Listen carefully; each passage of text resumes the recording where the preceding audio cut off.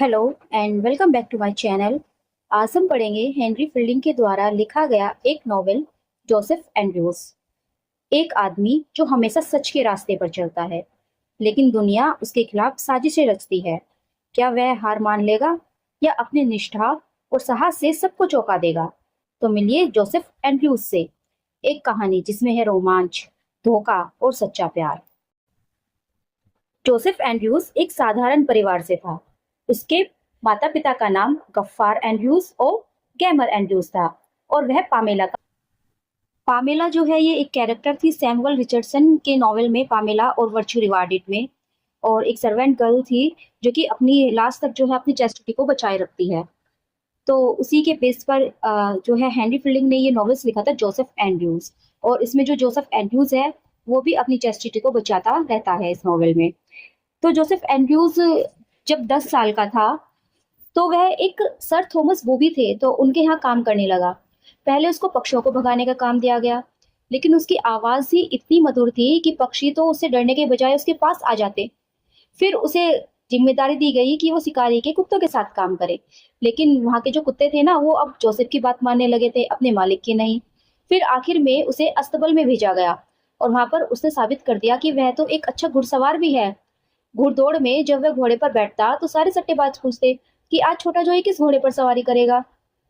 अब ऐसे करते करते जोसेफ एंड्रू 17 साल का हो जाता है। और घोड़ों के साथ साथ उसकी जो सफलता थी, उसने जो लेडी बूबी थी यानी कि थॉमस बूबी की जो वाइफ थी उसका ध्यान भी अपनी ओर खींचा। और लेडी बूबी क्या करती है कि जोसेफ को अपना निजी नौकर बना लेती है, ताकि वो जो उनके छोटे मोटे काम है वो करे। और जोसेफ भी इस काम को बहुत ही मेहनत और लगन से करता है। तभी उसकी मुलाकात एक पादरी से होती है, और इस पादरी का नाम अब्राहम एडम्स। जब जोसेफ से मिलता है तो बहुत ही ज्यादा खुश होता है। ये जो पादरी था ये बहुत ज्यादा मतलब विद्वान था, प्राचीन और आधुनिक दोनों भाषाओं के विद्वान थे। वे कई मामलों में पढ़े लिखे थे, समझदार थे, लेकिन उनके भीतर ना एक छोटे बच्चे जैसी मासूमियत भी थी। उन्होंने तो ये कल्पना तक नहीं की थी कि दुनिया में कुछ लोग बुरे या धोखेबाज भी हो सकते हैं। उनका जो स्वभाव था वो बहुत ही मिलनसार था, और इसीलिए उन्हें चर्च में एक ऊंचा पद मिला था। लेकिन उनकी एक पत्नी थी और 6 बच्चे थे, और उनका पालन पोषण करने के लिए उनके पास पर्याप्त पैसा नहीं होता था। किसी तरह अपनी तनख्वाह से खींचना खिंचाना करके वो अपनी जो है जीविका चलाते थे। अब्राहम एडम्स जब जोसेफ एंड्रयूज से मिलते हैं, वो उससे कुछ धर्म से जुड़े कुछ प्रश्न पूछते हैं, और जोसेफ उनको ऐसे उत्तर देते हैं जो स्वयं अब्राहम से भी बेहतर थे, क्योंकि जोसेफ ने जो है कम उम्र में ही अपने पिता से पढ़ना लिखना सीख लिया था। और अपना अधिकांश खाली समय जोसेफ किताब पढ़ने में लगाता था, जिनमें बाइबल भी शामिल थी। एडम्स उसे पूछते हैं कि क्या तुम्हें कभी अफसोस होता है कि तुम्हारा परिवार इतना संपन्न नहीं है कि तुम्हें पारंपरिक शिक्षा दिला सके? लेकिन जोसेफ कहता है कि नहीं, मैं अपनी जिंदगी से खुश हूँ। थॉमस बूबी का स्थानीय चर्च से झगड़ा रहता था, और इसीलिए वो अब्राहम एडम्स को भी ज्यादा महत्व नहीं देते थे। लेकिन वहां पर एक चैम्बर मेड थी, यानी कि जो मेड सर्वेंट होती है, जिसका नाम था मिसेज स्लिप स्लॉप, और वो जो है अब्राहम का बहुत सम्मान करती थी। तो एक दिन अब्राहम ने स्लिप स्लॉप से ही कहा कि क्यों ना मैं जोसेफ को अपने साथ ले जाऊं और मैं उसे लैटिन लैंग्वेज सिखाऊं। लेकिन मिसेज स्लिप स्लॉप ने मना कर दिया कि ऐसा करने से लेडी को भी नाराज हो सकती है। अब जोसेफ एंड्रयूज लेडी बूबी के साथ लंदन की यात्रा पर जाता है। लेडी बूबी लंदन जाती है और अपने साथ कुछ नौकरों को ले जाती है, तो उसमें जोसेफ एंड्रयूज भी शामिल था। और लंदन जाकर वो अपना ज्यादातर खाली समय संगीत सीखने में लगाता है। जोसेफ एंड्रयूज लेडी बूबी के साथ घूमता फिरता भी है। ये देखकर कुछ औरतें आपस में गॉसिप भी करती हैं, लेकिन जोसेफ फिर भी कोई ऐसा काम नहीं करता जो उनकी मालकिन को असम्मानजनक लगे। तभी एक दुखद घटना घटती है, थॉमस बूबी की डेथ हो जाती है, और लेडी बूबी 6 दिन तक शोक मनाती है। वह अपने कमरे में बंद रहती है और केवल कुछ करीबी महिला मित्रों को ही वो आने देती है। अब 7वें दिन वो जोसेफ को बुलाती है चाय लेने के लिए, चाय लाने के लिए, और बातचीत के दौरान फिर वो उससे पूछती है कि क्या तुम्हें कोई लड़की पसंद है? लेकिन जोसेफ कहता है कि नहीं, मैं किसी लड़की के बारे में नहीं सोचता। फिर लेडी बूबी उसे सेड्यूस करने की कोशिश करती है। वो बोलती है कि मैं बिस्तर पर निवस्त्र हूँ, और अगर कोई मेरे ऊपर जबरदस्ती करेगा तो मैं अपनी रक्षा नहीं कर पाऊंगी। लेकिन जोसेफ उसकी बातों का अर्थ ही नहीं समझ पाता। तो इससे लेडी बूबी को बहुत गुस्सा आता है, और वो उसे कमरे से निकाल देती है। जोसेफ एंड्रयूज अपनी बहन पामेला को एक पत्र लिखता है, और उसमें वह बताता है कि सर थॉमस बूबी की मृत्यु हो गई है। वह लिखता है कि लेडी बूबी उसे फुसलाने की कोशिश कर रही है, और वो यह भी पूछता है कि क्या यह संभव होगा कि उसे किसी पादरी के पास क्लर्क की नौकरी मिल जाए, ताकि वो यहाँ से निकलकर एक नई जिंदगी शुरू कर सके। लेकिन पत्र लिखने के बाद जब वो उसे मेल करने जा रहा होता है तो जोसेफ की मुलाकात मिसेज स्लीप स्लॉप से होती है, जो कि घर की नौकरानी है। अभी जो मिसेज स्लीप स्लॉप है, इसकी उम्र 45 साल है। जब वो जवान थी तो उन्होंने एक छोटी सी गलती की थी, और लेकिन उसके बाद से वो हमेशा से एक अच्छी नौकरानी रही थी। वह कद में छोटी थी, उसके चेहरे पर दाने भरे हुए थे, और वह भी जोसेफ एंड्रूज को पसंद करते थे। और इस बात से उसे गुस्सा आता था कि जोसेफ जो है उसकी भावनाओं का जवाब नहीं देता। मिसेज स्लीप स्लोप सीढ़ियों के पास जाकर जोसेफ एंड्रूज को पकड़ लेती है और उस पर आरोप लगाती है कि उसने उसके प्यार और स्नेह की कदर नहीं की। जोसेफ जवाब देता है कि वह तो उससे वैसा ही प्रेम करता है जैसे एक माँ से किया जाता है। यह सुनकर मिसेज स्लीप स्लोप को बहुत गुस्सा आता है। उसे लगता है कि ये तो मुझे बूढ़ी बता रहा है। वह उस पर झपटने ही वाली थी कि तभी लेडी बूबी की घंटी बजती है और मिसेज स्लोप स्लोप को वहां पर जाना पड़ता है और जोसेफ यहाँ पर बच जाता है। अब क्योंकि मिसेज स्लीप स्लो बहुत गुस्से में थी, जल भुन रही थी, तो वो लेडी बूबी के पास जाकर जोसेफ की बुराई करती है कि जोसेफ तो बहुत बिगड़ा हुआ नौजवान है, शराब पीता है, जुआ खेलता है, लड़कियों के साथ गलत काम करता है। तो लेडी बूबी जब ये सुनती है तो नाराज हो जाती है और कहती है कि ठीक है, मैं जोसेफ को नौकरी से निकाल दूंगी। लेकिन स्लीप स्लोप कहती है कि नहीं नहीं, तुम नौकरी से मत निकालो, हो सकता है जोसेफ सुधर जाए, अच्छा बर्ताव भी सीख सकता है। तो लेडी बूबी कहती है, जब जोसेफ लेडी बूबी के रूम में आता है तो लेडी बूबी उसे देखकर एकदम मंत्रमुग्ध हो जाती है, और वो जो कहना चाहती थी वो कह ही नहीं पाती, लेकिन फिर भी वो सोच शुरुआत करती है बातचीत की और कहती है कि मुझे बड़ा दुख है, मुझे पता चला है कि तुम नौकरानियों के साथ गलत संबंध बनाते हो। लेकिन जोसेफ कहता है कि ऐसा कुछ नहीं है, और मैंने कभी किसी को किससे ज्यादा खुश नहीं किया। तो लेडी बूबी को विश्वास नहीं होता कि कोई आदमी सिर्फ किस तक कैसे रुक सकता है। फिर वह पूछती है कि ठीक है, अगर मैं तुम्हें किस करने दूं तो जोसेफ कहता है कि मैं ऐसा कभी नहीं करूंगा, और अगर मैं कर भी लूं तो मैं अपने वर्च्यू को बचा कर रखूंगा, मतलब अपनी चेस्टिटी को मैं बचा कर रखूंगा, खुद पर मैं नियंत्रण रखूंगा। लेडी बूबी जो है जोसेफ की ये बात सुनकर बहुत गुस्से में आ जाती है कि वो हमेशा अपनी चेस्टिटी अपने वर्च्यू की बात करता रहता है, और उन्हें ये हास्यास्पद भी लगता है कि कोई पुरुष चेस्टिटी की बात कैसे कर सकता है। तो जोसेफ कहता है कि मैं मसूर पामेला का भाई हूँ और मैं अपने पूरे परिवार की इज्जत बनाए रखना चाहता हूँ। वो माफी भी मांगता है कि अगर मेरी कोई बात आपको बुरी लगी हो। तो लेडी बूबी कहती है कि माफी मांगना तो ठीक है, लेकिन मेरे तो कोई और ही मतलब था, मैं तो बस तुम्हें परख रही थी ताकि मैं पता लगाना चाहती थी कि जो अफवाहें मैं सुन रही हूँ वो सच है या नहीं है। इसके बाद वह मिसेज स्लीप स्लोप को बुलाती है और वह मिसेज स्लोप स्लोप से कहती है कि तुम जो कह रही थी शायद सच ही है और मैं उसे नौकरी से निकालना चाहती हूँ। लेकिन स्लीप स्लोप फिर से उसे कहते हैं कि नहीं, तुम उसे नौकरी से मत निकालो। लेकिन लेडी वो भी नहीं मानती, और वो अपने जो एक स्टीवर्ड था, यानी कि उसका जो एक नौकर था, उसको बुलाकर, जिसका नाम था पीटर पाउंस, उसके कहती है कि तुम जोसेफ एंड्रूज को उसकी मजदूरी दे दो और उसे घर से निकाल दो। हालांकि लेडी बुबी के मन में अभी भी बेचैनी बनी रहती है, क्योंकि उसके अंदर जो जोसेफ के प्रति जुनून और आकर्षण था वो उसको पूरी तरह से दबा नहीं पा रही थी। जोसेफ एंड्रूज अपनी बहन को एक और पत्र लिखना शुरू करता है और उसमें वह बताता है कि लेडी बुबी उस पर मोहित हो गई है और उसे समझ नहीं आ रहा है कि वह स्थिति से कैसे निपटे। लेकिन पत्र पूरा करने से पहले ही पीटर पाउंस उसे बुला लेता है। पीटर उसे मजदूरी देता है और उसमें तरह तरह के खर्चों के नाम पर बहुत कटौती कर देता है कि जोसेफ के पास बहुत ही कम पैसे बचते हैं। अब जोसेफ एंड्रूज शहर छोड़ देता है, वो लंदन आया था जिसे, तो वो वहां से चल देता है। लेकिन अपने परिवार के पास जाने के बजाय वह लेडी बूबी के गांव वाले घर की ओर जाने का निश्चय करता है, क्योंकि वहां पे पास में ना एक गरीब लेकिन बहुत ही सुंदर लड़की रहती थी जिसका नाम था फैनी। फैनी पहले लेडी बूबी के यहीं काम करती थी, लेकिन मिसेज स्लिप स्लॉप ने उसे नौकरी से निकलवा दिया था। जोसेफ फैनी से मिलना चाहता है। फैनी जोसेफ से 2 साल छोटी है और दोनों एक दूसरे को बचपन से जानते हैं। हालांकि वे एक दूसरे को लंबे समय से पसंद कर रहे हैं, लेकिन जो पादरी थे अब्राहम एडम्स, वो कहते थे कि शादी करने से पहले कुछ साल और इंतजार करना चाहिए ताकि वे ज्यादा कामकाजी अनुभव हासिल कर सके। लगभग 1 साल हो गया है, जोसेफ एंड्रूज और फैनी के बीच में कोई संपर्क नहीं हो पाया, क्योंकि फैनी पढ़ना लिखना नहीं जानती थी, इसलिए वह पत्र भी नहीं भेज सकती थी। अब जोसेफ फैनी से मिलने लौट रहा है, लेकिन रास्ते में एकदम से तूफान आ जाता है। बारिश होने लगती है, ओले पड़ने लगते हैं और मजबूरी में उसे एक सराय में रुकना पड़ता है। फिर उसके बाद वो वहां से निकलता है तो अचानक 2 अजनबी आदमी झाड़ियों से कूदकर उसके सामने आ जाते हैं और वो जोसेफ को लूट लेते हैं, उसके पास की सारी चीजें छीन लेते हैं, यहाँ तक कि उसके कपड़े भी उतार उतार लेते हैं। उसे बहुत पीटते हैं और फिर अधमरी हालत में सड़क पर छोड़ देते हैं। जोसेफ खून से लथपथ लगभग मौत के करीब अकेला पड़ा रह गया। वह लगभग बेहोश ही होने वाला था, तभी वहां से एक घोड़ा गाड़ी गुजरती है। तो कोचवान जब उसे देखता है तो पहले तो सोचता है कि यह मर गया, लेकिन जोसेफ उसे दया की भीख मांगने लगता है, कहता है कि मुझे लूट लिया गया है, मुझे बचा लो। कोचवान का दिल पसीज जाता है, वह मदद करना चाहता है, लेकिन गाड़ी में बैठी एक औरत चिल्लाकर कहती है कि मैं एक नंगे आदमी के साथ सफर नहीं करूंगी। तभी एक वकील बोलता है कि सुनो, अगर तुम इस घायल आदमी को अनदेखा करोगे, छोड़ दोगे, तो कानूनन ये गलत होगा। अब उनके पास कोई और चारा नहीं था जोसेफ को अंदर लेने के अलावा।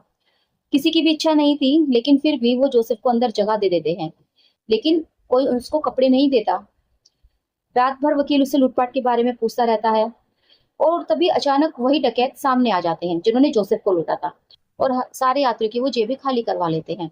आखिरकार वो गाड़ी एक सराय पहुंचती है। वहां जोसेफ को उतार दिया जाता है। सराय की नौकरानी थी एक बैटी।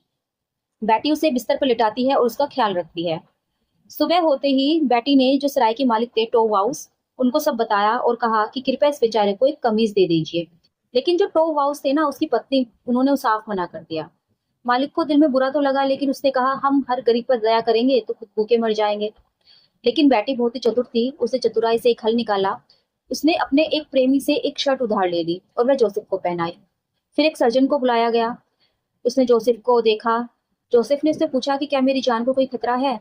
तो सर्जन ने कहा कि वैसे तो तुम बच जाओगे, लेकिन फिर भी तुम्हें अपने सारे कामकाज निपटा लेने चाहिए। तो ये सुनकर जोसेफ घबरा जाता है, क्योंकि उसे तो फैनी से मिलना था। अब वो सोचता है कि चलो एक पत्री लिख दूं मैं फैनी को, लेकिन वहां पर उसे ना तो कागज मिलता है और ना ही कलम मिलती है। जोसेफ एंड्रूज को देखने फिर एक पादरी भी आते हैं। अब पादरी जो है वो जोसेफ को कहते हैं कि तुम अपने पापों की सजा और पश्चाताप कर लो। जोसेफ कहता है कि मुझे नहीं पता कि यह पाप है या नहीं, लेकिन मेरा सबसे बड़ा पश्चाताप यह है कि मैं फैनी से दूर हूँ। तो वो जो पादरी थे उनका नाम बारनाबस था, तो बारनाबस उसे कहते हैं कि हाँ, ये सच में पाप है। अब जोसेफ के पास किसी और पाप का इकरार करने को नहीं बचा, तो वह थोड़ी सी चाय मांगता है। बारनाबस मिसेस टोव हाउस से कहते हैं, लेकिन वो कहती है कि चाय तो खत्म हो गई और अब मैं चाय नहीं बना सकती। लेकिन बेटी अपने हाथों से जोसेफ के लिए चाय बना। तभी एक जो है सज्जन व्यक्ति, बहुत ही गंभीर चेहरे वाला, उसी सराय में आता है। उसे जोसेफ एंड्रूज के बारे में पता चलता है कि किसी आदमी को डकैतों ने लूट लिया और उसे बहुत पीटा है। तो उसे बड़ी दया आती है। वह सर्जन से भी पूछता है कि उसका स्वास्थ्य कैसा है। तभी किसी कमरे में शोर मचता है और भीड़ एक डकैत को पकड़ लेती है।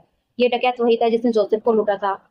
भीड़ उस डकैत की तलाशी लेती है और वहां पर उसे जोसेफ के कपड़े मिलते हैं। जोसेफ का एक छोटे सा सोने का टुकड़ा भी मिलता है। और वो जो सज्जन था ना, जो आया था अभी अभी सराय में, वो उन कपड़ों को देखकर पहचान लेता है कि ये कपड़े तो जोसेफ के हैं। और वो जल्दी से ऊपर जाता है और देखता है कि वो जोसेफ ही है, और जोसेफ भी उस सज्जन को पहचान लेता है। एक्चुअली में वो सज्जन पादरी अब्राहम एडम्स थे, जिन्हें जोसेफ पहले मिला था। इसी बीच जो डकैत थे वो कहते हैं कि वो निर्दोष है, लेकिन बेटी बताती है कि नहीं, जोसेफ का जो कपड़े हैं और जोसेफ का जो सोने का टुकड़ा है वो उसी के पास से मिला है, और यह सबको डकैत का अपराध साबित करता है। बेटी जो है मिसेस टाउ हाउस से कहती है कि जोसेफ एंड्रूज जेंटलमैन है, और वो बहुत ही, उनका जो व्यवहार है बहुत ही सहज है। अब सर्जन जो है वो जोसेफ का इलाज जारी रखते हैं, और धीरे धीरे जोसेफ ठीक होने लगता है। अब सर्जन जोसेफ को पादरी एडम्स के पास छोड़कर चले जाते हैं। कांस्टेबल को दोषी मानते हैं, क्योंकि उन्होंने डकैत से रिश्वत लेकर उसे छोड़ दिया। अब जो पादरी अब्राहम एडम्स है, उसके पास बहुत कम पैसे हैं। वह मिस्टर टोव हाउस से कुछ पैसे उधार लेने की कोशिश करते हैं, और वो कहते हैं कि मेरे पास 10 प्रवचन की किताब है और मैं तुम्हें एक को जमानत के रूप में रख दे सकता हूँ। लेकिन मिस्टर टोव हाउस उन्हें उधार देने से मना करते हैं। अब्राहम एडम्स थोड़े उदास हो जाते हैं। अब जोसेफ एंड्रूज धीरे धीरे ठीक होने लगे थे। एक दिन पादरी बारनाबस अब्राहम एडम्स को बुलाते हैं और उससे बातें करते हैं, और वो उसका परिचय एक किताब बेचने वाले से कराते हैं, जो अब्राहम की जो किताबें थी सरमन्स की, उसमें रुचि दिखाता है।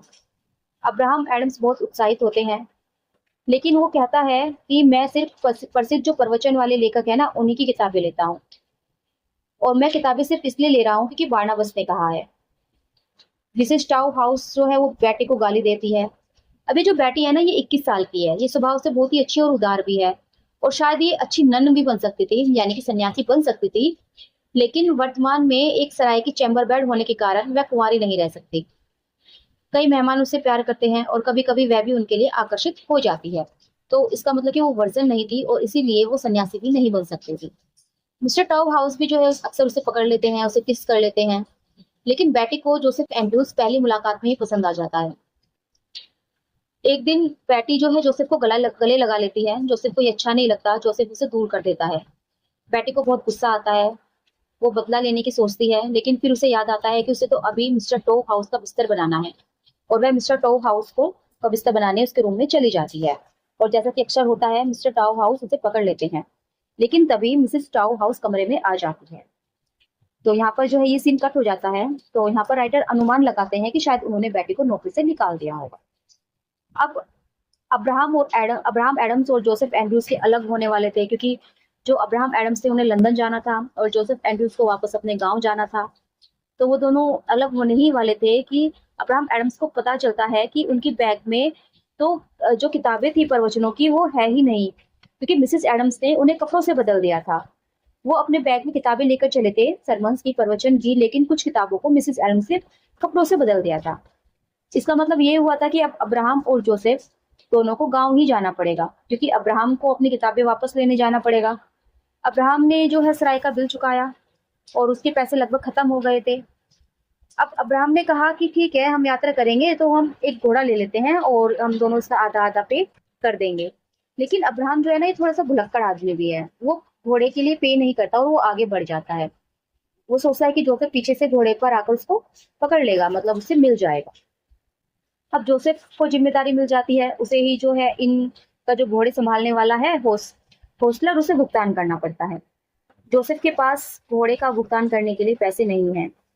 अब्राहम एडम्स पैदल चल रहे हैं, उम्मीद कर रहे हैं कि जोसेफ जल्द ही आ जाएगा। लेकिन अब्राहम अपना रास्ता भटक जाते हैं और काफी दूर तक चले जाते हैं।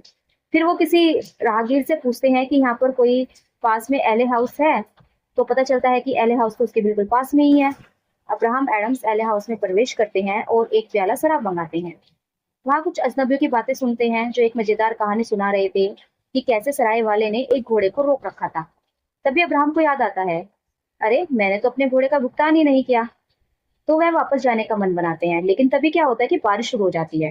फिर वो सोचते हैं कि ठीक है, चलो बारिश को रुकने दो, मैं तब जाऊंगा। लेकिन इतने में जोसेफ एंड्रूज वहां पर आ जाता है। पता चलता है कि Mrs Smith stroke Joseph Andrews को रास्ते में मिल गई थी और उन्होंने ही जोसेफ की मदद की ताकि वह अब्राहम का हॉस्टलर का पैसा चुका सके। इसके बाद सभी मिलकर सफर शुरू करते हैं, मतलब एंड जोसेफ एंड्रूज और एडम्स और मिसिज स्मिथ स्लॉप। वे सभी लोग जो है कोच में बैठते हैं, लेकिन जोसेफ एडम्स का घोड़ा लेकर आगे बढ़ता है। वे एक महिला से मिलते हैं जो उन्हें बताती है कि वे लियोनोरा नाम की एक बहुत ही दुर्भाग्यशाली महिला के घर के पास ही हैं। कोच में बैठी महिला अब लियोनोरा की कहानी सुनाती है। लियोनोरा 18 साल की है और अमीर आदमी की बेटी है। उसे बॉल्स बहुत पसंद है, यानी कि नाचने गाने वाले समारोह, और वो वहां पर बहुत फेमस भी होती है। लियोनोरा को एक लड़का होरेशियो बहुत पसंद है। सब सोचते हैं कि लियो और होरेशियो शादी करेंगे, लेकिन एक दिन होरेशियो लियो को प्रपोज कर देता है। लियो एकदम से हैरान हो जाती है, डर जाती है और वहां से चली जाती है। कई हफ्तों बाद लियो और होरेशियो फिर अच्छे दोस्त बन जाते हैं, आपस में एक दूसरे को पत्र लिखने लगते हैं। होरेशियो अपने पत्र में बताता है कि वह लियो से बहुत प्यार करता है और अपनी खुशियों की उम्मीद इस बात पर रखता है कि लियो उससे शादी कर ले। लियो भी पत्र पढ़कर बहुत खुश होती है और कहती है कि होरेशियो के सब बहुत अच्छे लगते हैं उसे, और फिर वो तय करते हैं कि 2 हफ्तों के अंदर वो शादी कर लेंगे। एक रात बड़ा नाच समारोह का आयोजन होता है, यानी कि बॉल्स का। लियो भी वहां पर जाती है, लेकिन होरेशियो को वो याद कर रही होती है, वो वहां पर डांस नहीं करती। तभी वहां पर एक सुंदर अजनबी लड़का आता है जिसका नाम होता है बेलार्मिन, और वो अभी अभी पेरिस से लौटा है। सभी महिलाएं उसके साथ नाचना चाहती है, लेकिन बेलार्मिन केवल लियो में रुचि रखता है। लियोनोरा खुश होती है कि लोग उसे देखकर जल रहे हैं और वह बेलार्मिन के साथ नाचने लगती है और पूरी रात वो उसके साथ डांस करती है। अब वो होरेशियो के बारे में भी नहीं सोचती। अगले दिन दोपहर को बेलार्मिन फिर से लियो से मिलने आता है और वो ये देखकर खुश होता है कि लियो बहुत ही अमीर परिवार से है, क्योंकि वह अमीर नहीं था। लियो ने भी जो है होरेशियो के बारे में सोचना बंद सा ही कर दिया था। अगली सुबह बेलार्मिन लियो के साथ नाश्ता भी करता है। लियो भी धीरे धीरे बेलार्मिन से अट्रैक्ट होने लगती है। बेलार्मिन शाम को वापस आता है और वो तय करते हैं कि वे अगले दिन लियो के पिता से शादी की अनुमति मांगेगा। लेकिन तभी होरेशियो अचानक आ जाता है, जिससे सभी को सरप्राइज मिलता है, और होरेशियो को खुद सरप्राइज मिलता है कि लियो अब बेलार्मिन से शादी करने वाली है। बेलार्मिन और होरेशियो आपस में बहस करते हैं। होरेशियो चला जाता है, सगाई की तैयारियां हो रही होती है। बेलार्मिन भी चला जाता है। अगली सुबह लियो को पता चलता है कि होरेशियो ने बेलार्मिन को बहुत मारा है, उसे गंभीर रूप से घायल कर दिया है। लियो को बेलार्मिन का पत्र मिलता है जिसमें वह बताता है कि शायद उसकी चोट घातक नहीं है।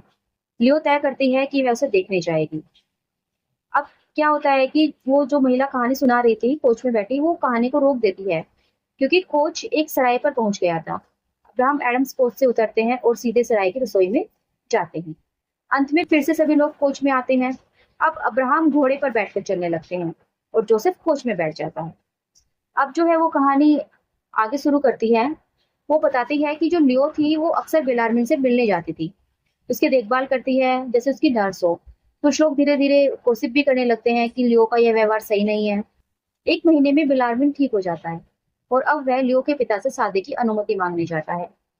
लेकिन उन पर उनकी जो आपस में जो है शादी की शर्तों पर बहस होने लगती है।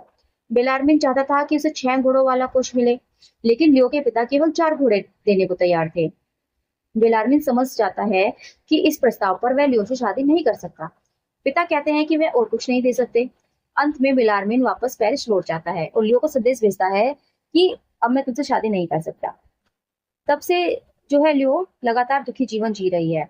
होरेशो अभी भी अविवाहित है और उसने व्यापार में अपना जीवन समर्पित कर दिया है। वह बहुत धनी बन गया है। इस प्रकार वो जो महिला थी वो लियो की कहानी खत्म करती है। जोसेफ एंड्रूज बाहर देखता है तो हैरान रह जाता है, क्योंकि अब्राहम एडम्स तो घोड़े पर आने वाला था, लेकिन वो तो पैदल चल रहा था। चलते चलते एडम्स रास्ते में फिर से भटक जाता है और उसे खुद ही नहीं पता चलता कि वो कहाँ गया है। तभी वो थोड़ी देर बैठकर ग्रीक नाटककार एसाइकल्स की किताब पढ़ने लगता है। तभी अचानक एक शिकार करने वाला एक शिकारी गोली चलाता है, उसे गोली की आवाज सुनाई देती है। शिकारी वहां पर आता है, वो आपस में बातें करते हैं। शिकारी बताता है कि इस इलाके में जंगली जानवर बहुत कम है क्योंकि पास के सैनिकों ने सबको मार दिया है। अब एडम्स उससे एक कोच का जिक्र करता है तो शिकारी बताता है कि सभी कोच जो है अब शाम के लिए निकल चुके हैं। तभी उन्हें एक महिला की जोर से चीख सुनाई देती है। वो उसकी ओर दौड़ते हैं। एडम्स देखते हैं कि एक महिला और एक आदमी झगड़ रहे हैं। एडम्स उस आदमी पर वार करता है और किसी तरह उस महिला को बचाता है और वह शिकारी वहां से भाग जाता है। एडम्स महिला से कहता है कि तुम चिंता मत करो, तुम सुरक्षित हो और ईश्वर ने ही शायद मुझे तुम्हारी मदद करने के लिए भेजा है। तभी वो आगे चलते हैं तो वो एक भीड़ के पास पहुंचते हैं। वो जो भीड़ थी वो पक्षियों को डराकर जाल में पकड़ रही थी। एडम्स उस आदमी को पकड़ने जाता है जिसने महिला पर हमला किया था, लेकिन वह आदमी भाग चुका था। असल में वह आदमी भीड़ से झूठ बोलता है कि अब्राहम और महिला उस पर हमला कर रहे हैं। भीड़ अब्राहम और महिला को पकड़ लेती है और उनको ले जाती है। जब वो ले जा रही थी तो अब्राहम एडम्स जो है जोसेफ का नाम ले लेता है। महिला पहचान लेती है जोसेफ एंड्रूज के नाम से, क्योंकि वो महिला जो थी ना वो फैनी ही थी। अब फैनी जो है एडम से पूछती है जोसेफ कैसे हैं।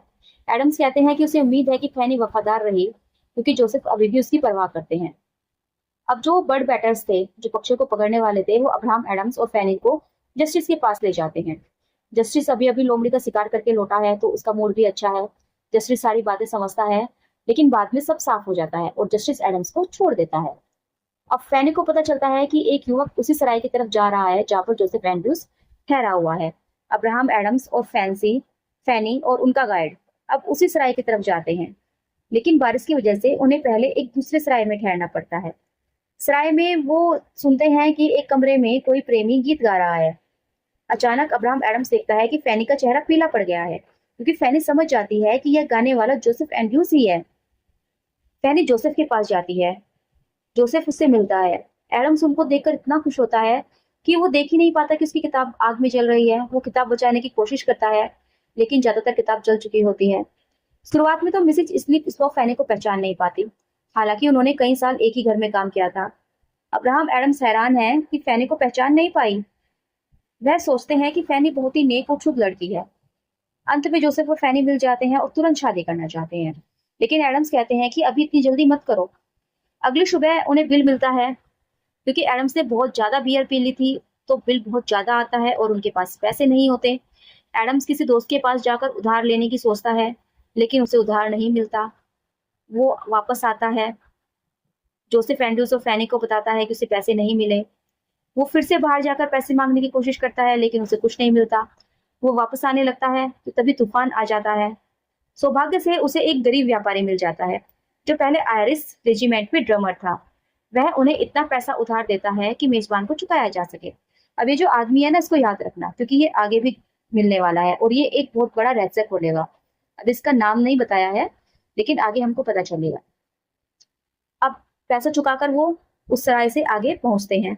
तभी वो एक जेंटलमैन से मिलते हैं, एक इंसान से मिलते हैं। वो पाइप पी रहे थे।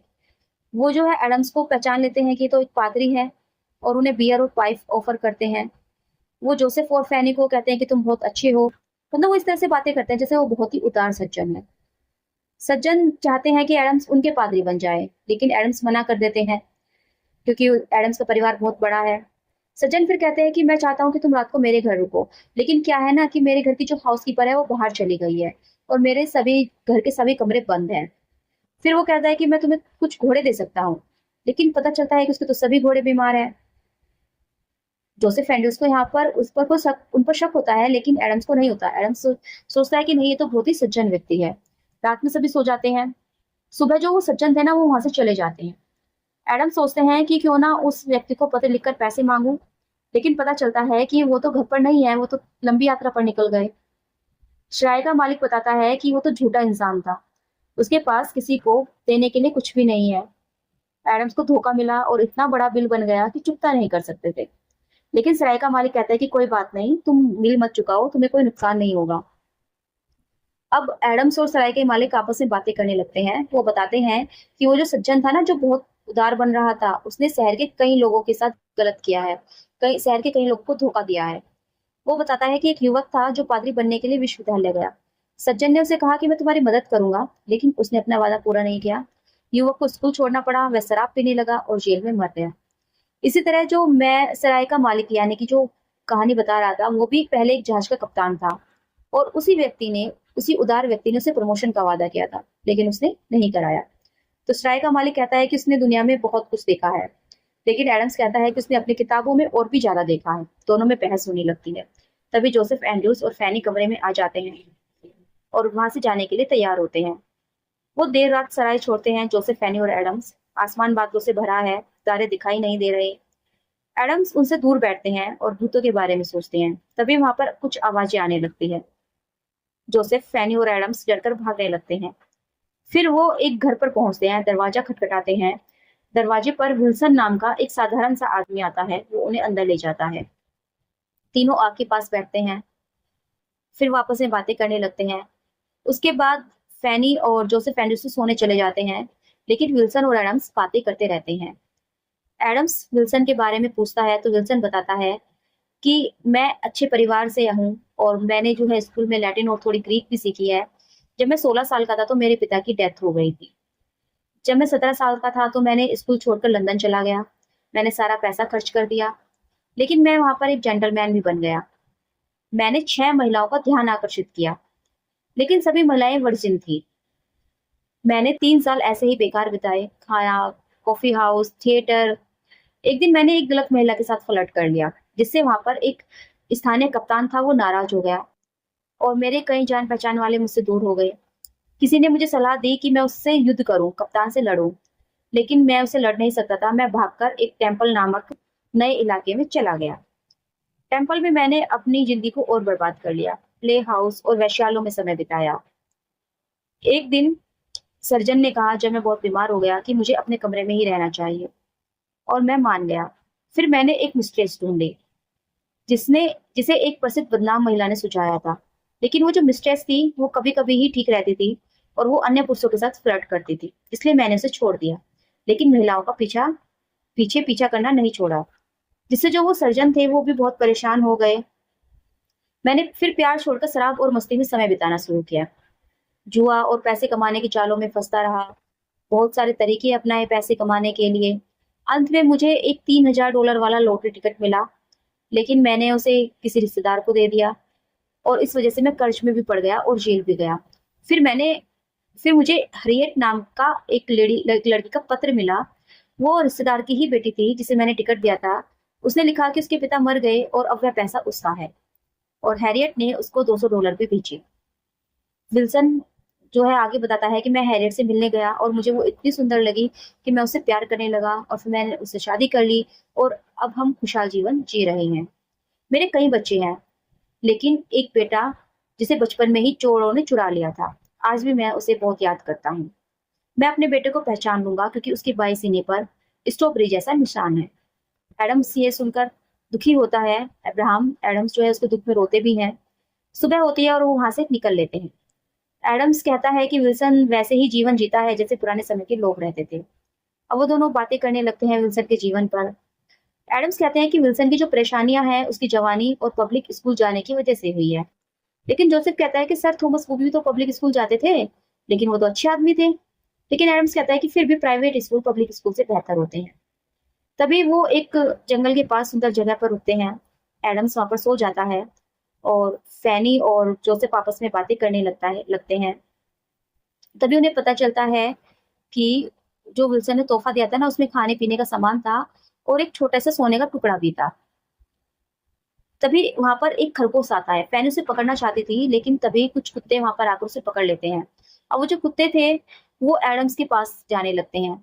तभी जोसेफ एक डंडा उठा लेता है, कुत्ते को डराता है, बाकी कुत्तों पर हमला करता है। तभी जो वो शिकारी था वो वहां पर आ जाता है और पूछता है कि तुम कुत्तों को क्यों मार रहे हो। तो जोसेफ कहता है कि कुत्ते मेरे दोस्त पर हमला करने वाले थे। स्वामी जो था, वो शिकारी जो था, वो जोसेफ को डांटता नहीं, डर जाता है और वो फैनी को देखकर बहुत अट्रैक्ट हो जाता है। अब्राहम से भी वो माफी मांगता है। फिर वो उन तीनों को अपने साथ अपने घर ले जाता है खाने के लिए, खाने मतलब उन सभी को वो खाने पर ले जाता है। वो जो शिकारी था वो लगभग 40 साल का था और अकेला था। वो फैनी से कहता है कि मेरी मेज पर बैठ जाओ, लेकिन फैनी जोसेफ के पास रहना चाहती है। अब जोसेफ और फैनी को वहां पर अच्छा नहीं लगता, तो वो वहां से जाने लगते हैं। तो जो शिकारी था वो उसके घर के जो नौकर थे वो फैनी को वहीं रोकना चाहते हैं, लेकिन वो किसी तरह वहां से निकल लेते हैं। अंधेरा था। अंधेरे होने के बावजूद वे लोग 7 मील दूर एक सराय तक पहुंच जाते हैं। वो उस सराय में रुकते हैं। सुबह को जब वो उठते हैं तो देखते हैं कि वो जो शिकारी था उसके नौकर आ गए हैं और वो उनके साथ लड़ने लगते हैं और फैनी को वहां से ले जाते हैं। एडम्स और जोसेफ को वो बांध देते हैं। इसी बीच जो है वो स्क्वायर था, जो मतलब जो स्वामी था, जो शिकारी था, उसका जो कैप्टन था, कप्तान था, वो फैनी को लेकर जा रहा था। फैनी रो रही थी और रास्ते में उसे कुछ लोग मिलते हैं। उनमें से वो पीटर पाउंस भी था। पीटर पाउंस, जो आपको याद हो लेडी बूबी के लिए काम करता था, जिसने जोसेफ एंड्रयूज को थोड़े से पैसे दिए थे उसकी मजदूरी के और उसको निकाल दिया था। तो वो फैनी को पहचान लेता है और वो फैनी को उनसे बचा लेता है। फैनी को अपनी गाड़ी में बिठा लेता है और जोसेफ एंड्रयूज के पास ले जाता है। जोसेफ एंड्रयूज फैनी के लौटने पर बहुत खुश होता है। पीटर पाउंस अपने दोस्त अब्राहम एडम्स का अभिवादन करता है।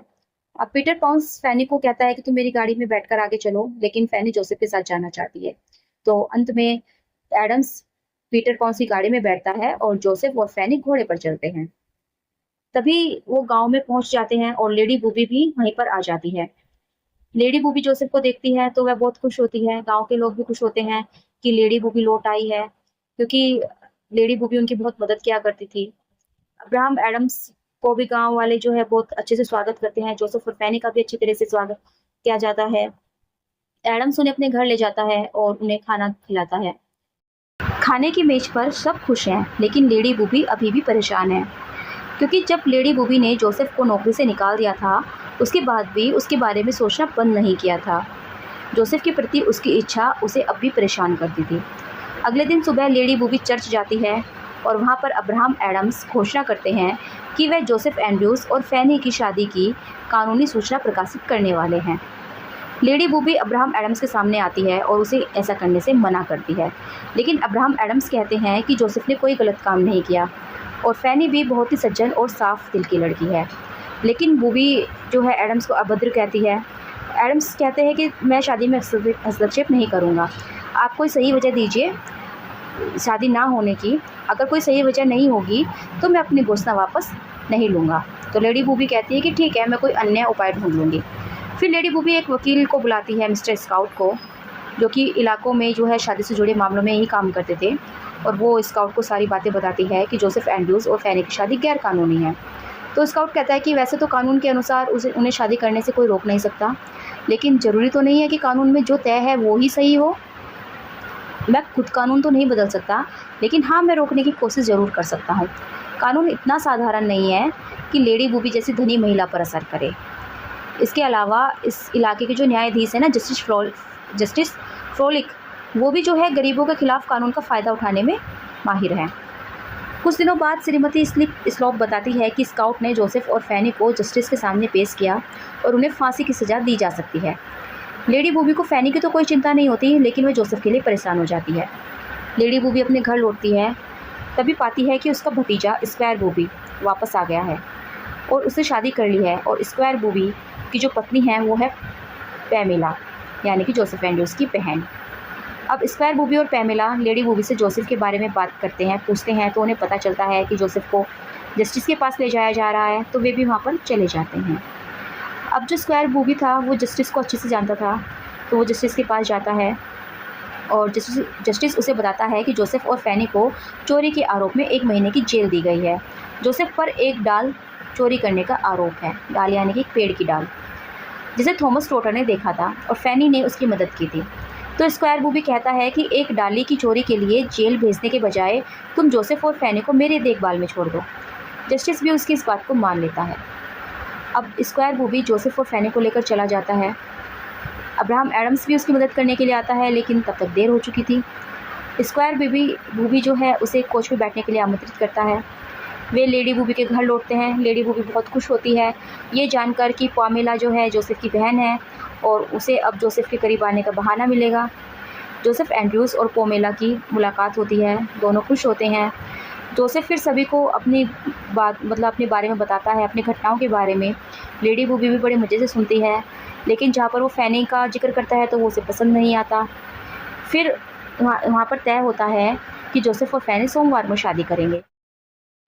अब लेडी बूबी को कोई और रास्ता नजर नहीं आता, तो वो अपने भतीजे स्क्वायर बूबी के पास जाती है और कहती है कि मैं तो जोसेफ को अपने परिवार जैसा मानती हूँ और मैं चाहती हूँ कि जोसेफ अभी फैनी से शादी ना करे, बल्कि कोई काम करे ताकि बाद में किसी अच्छे परिवार की लड़की से इसकी शादी हो जाए। स्क्वायर को ये बात अच्छी लगती है और वो जोसेफ को मनाने जाता है। स्क्वायर कहता है कि फैनी हमारे स्तर की नहीं है, लेकिन जोसेफ कहता है कि मुझे तो फैनी पसंद है और वह बहुत अच्छी है। पैमेला भी कोशिश करती है जोसेफ को समझाने की, लेकिन जोसेफ कोई बात नहीं सुनता। फैनी के पास कोई पैसा नहीं था, इसीलिए वह अब्राहम एडम्स की मदद पर ही जी रही थी। वह लेडी बूबी के घर जा रही होती है तो एक इंसान उसका रास्ता रोकता है, उसका गलत तरीके से पीछा करता है, फैनी से धमकाती है, तो वो तो चला जाता है, लेकिन उसका नौकर फैनी को मनाने की कोशिश करता रहता है। वो उसे अपने मालिक के पास ले जाने की जिद करता रहता है, लेकिन जब फैनी नहीं मानती तो वह फैनी पर हमला करने लगता है। तभी वहां पर जोसेफ आ जाता है और वह उस आदमी को मारता है। दोनों लड़ते हैं और जोसेफ आदमी को बेहोश कर देता है। अब दोनों मिलकर अब्राहम एडम्स से मिलने जाते हैं। जोसेफ एंड्रूज और फैनी अब्राहम एडम्स के घर पहुंचते हैं तो एडम्स अपनी पत्नी के साथ झगड़ रहे होते हैं। असल में झगड़ा जोसेफ और फैनी के बारे में ही है, क्योंकि उसकी पत्नी चाहती है कि लेडी बूबी उनके बच्चों की मदद करे, इसलिए वह शादी के खिलाफ है। लेकिन एडम्स मानते हैं कि उनकी जिम्मेदारी है कि शादी हो। हालांकि जब जोसेफ और फैनी पहुंचते हैं तो वे झगड़ा रोक देते हैं। अब जोसेफ एंड्रूज जो है अब्राहम को बताता है कि स्क्वायर बूबी ने उसे फैनी से शादी न करने की सलाह दी, और वो ये भी बताता है कि रास्ते में कोई फैनी पर हमला कर रहा था, इसीलिए उसे तुरंत शादी अब करनी ही होगी। लेकिन एडम्स कहते हैं कि तुम धैर्य रखो, इतनी जल्दी तुम इतनी जल्दी तुम कुछ भी ना करो। अगर ये भगवान की इच्छा है तो उसे स्वीकार करो। तभी वहां पर एक मैसेंजर आता है और एडम्स को बताता है कि उसका सबसे छोटा बेटा जो डिक था वो डूब गया है। एडम्स बहुत दुखी हो जाता है, लेकिन तभी एक और उसे वो खबर मिलती है कि वो बच गया है, क्योंकि जो संदेश लेने वाला आदमी था ना, जो संदेश लाया था, वो तो जल्दी में था और बुरी खबर सुनने आने भाग गया। डिक की मदद नहीं की। लेकिन एक और व्यक्ति, अब ये जो व्यक्ति था ना, वो वही पैडलर था जिसने इनकी मदद भी की थी, जो एक गरीब व्यापारी था जिन्होंने एडम्स को पैसे भी दिए थे। उसने डिक की मदद की, उसे डूबने से बचा लिया। अब एडम्स बहुत खुश होता है। एडम्स फिर जोसेफ को सलाह देने लगते हैं कि तुम्हें फैनी के प्रति बहुत जल्दी और ज्यादा प्यार में लग गए हो। तभी दरवाजे पर खटखट होती है। दरवाजे पर होती है लेडी बूबी और वो इंसान जो कि फैनी का पीछा कर रहा था, और उस इंसान का नाम है बॉडी डेपर। बॉडी डेपर और लेडी बूबी अब वहां पर आते हैं एडम्स के घर। बॉडी डेपर जो है वो, उनके बाल बहुत कम है और उनका दिमाग भी शरीर के अनुसार ही है, वो छोटे कद के इंसान है। जोसेफ उसे देखकर गुस्सा हो जाते हैं, क्योंकि उन्होंने फैनी के साथ गलत करने की कोशिश की थी और अब वो फैनी से फिर से बात करने की कोशिश कर रहे हैं, फैनी को छूने की कोशिश कर रहे थे, तो जोसेफ उस पर हमला कर देते हैं। अब लेडी बूबी और स्क्वायर बूबी को ये सब पसंद नहीं आता, लेकिन अब्राहम एडम्स जोसेफ का बचाव करते हैं। पैमेला यहाँ पर फैनी को डांटती है कि तुम जोसेफ के लिए सही नहीं हो। फैनी रोने लगती है तो जोसेफ फैनी को अपने साथ लेकर वहां से चले जाते हैं। फिर थोड़ी देर में जोसेफ, फैनी और पैडलर वापस आते हैं और एडम्स उन्हें खाना खिलाते हैं। खाने के दौरान जो पैडलर थे जिन्होंने डिक को बचाया था, वो कहते हैं कि शायद मैं फैनी को जानता हूँ, क्योंकि सर थॉमस बूबी ने उसे जब वह छोटी थी तो एक घूमती हुई औरत से खरीदा था। पैडलर कहता है कि उसे लगता है कि वह फैनी के माता पिता के बारे में जानता है, जिससे सब हैरान होते हैं, खासकर पैनी। पैडलर बताता है कि मैं पहले आयरलैंड की एक रेजिमेंट में ड्रमर था। उस समय मैंने एक 30 साल की महिला से रास्ते में मुलाकात की और थोड़ी दूर चलने के बाद मुझे उससे प्यार हो गया और हमने शादी कर ली और हम साथ रहे जब तक वह महिला मर नहीं गई। मरने से पहले उसने बताया कि वह कभी जिप्सियों की टोली में थी जो बच्चों को चुराते थे, उनके माता पिता से दूर ले जाते थे। उसने केवल एक बार ऐसा किया और उसे इस बात का पश्चाताप है। वह बताती है कि मेरे पास वह बच्ची लगभग 2 साल तक रही और फिर मैंने उसे सर थॉमस बूबी को बेच दिया। यानी कि सर थॉमस बूबी ने जिस बच्ची को खरीदा था वो फैनी थी और फैनी को जो ये पैडलर था इसकी बीवी ने चुराया था। तो अंत में पैडलर बताता है कि उस बच्चे के माता पिता का नाम एंड्रूज था।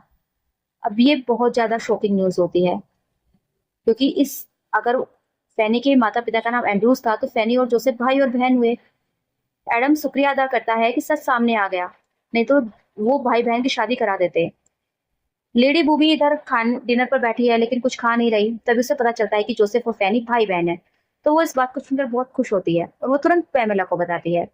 लेकिन पैमेला विश्वास नहीं कर पाती क्योंकि उसे याद ही नहीं है कि कोई उसके माता पिता का कोई बच्चा खोया भी था। सभी लोग अब्राहम एडम्स का परिवार समेत रूबी हॉल चले जाते हैं। पैमेला जोसेफ को समझाती है कि तुम दुखी मत हो, अगर तुम फैनी से सच्चा प्यार करते हो तो भाई बहन बनने के बाद भी खुश हो। अगले दिन जोसेफ और फैनी भी तय करते हैं कि अगर वे सच में भाई बहन हैं तो वे सिर्फ दोस्त रहेंगे और प्यार नहीं करेंगे। उसी दिन जोसेफ के माता पिता गैफर और गैमर पहुंचते हैं। स्क्वायर उन्हें बताता है कि फैनी उनकी खोई हुई बेटी है।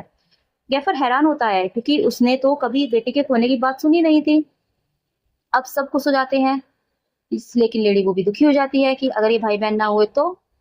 लेकिन तभी जो फैडलर है वो आता है और वो फैनी की कहानी बताता है कि कैसे वो चोरी हो गई थी। तो गैमर चिल्लाती है कि वो सच बोल रहा है, फैनी सच में हमारी बेटी है। फिर गैमर जो है कहानी बताती है कि जब गैफर 3 साल पहले कहीं चले गए थे, मतलब सर्जेंट वो बन गए थे कहीं पर, तो उस दौरान गैमर ने बेटी को जन्म दिया था जिसे बाद में चुरा लिया गया था।